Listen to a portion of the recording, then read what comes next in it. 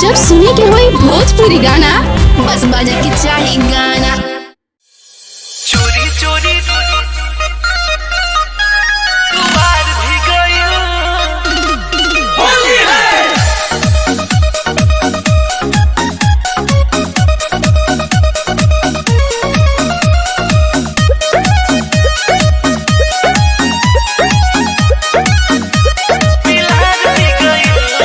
चोरी चोरी रात के दुआर भी गइल।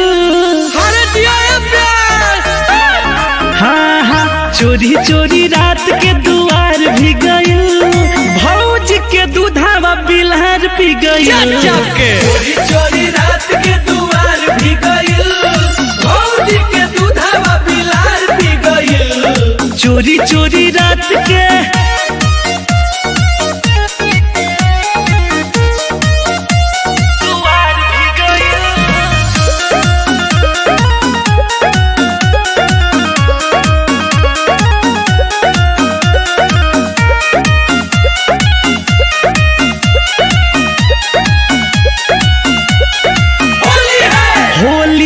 रहे उमंग में अपना संगतिया के संग में खाके सुतल रही भौजी पुआ तो बे अचानक की घटना हुआ।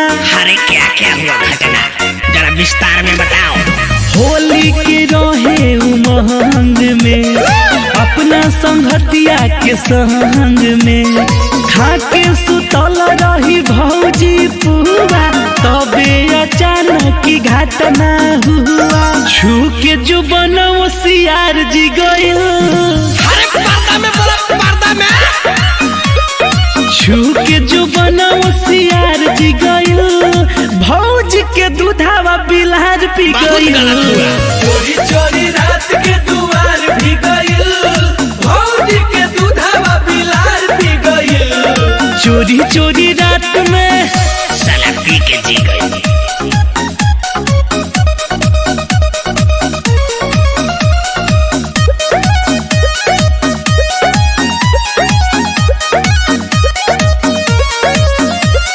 सब घर मरल से छान हो।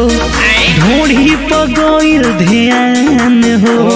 मोनू रोशन छोटन छाया के सारा रहे ही पलान हो। साला बड़का बिला रहे करे। सब घर मरल से छान हो। ढोढ़ी पगोइल ध्यान हो। मोनू रोशन छोटन छाया के सारा रहे ही पलान हो। होलिया के मजा बरियार हो गइल। हाँ हाँ होलिया के मजा बरियार हो गइल। भौज के दूधावा बिलहर पी गइल। चोरी चोरी रात के दुआर भी गइल। भौज के दूधावा बिलहर पी गइल। चोरी चोरी रात के। अरे जोरे बिलार तुम होली में तड़िएगा। चोरी चोरी रात के दुआर भी गइल।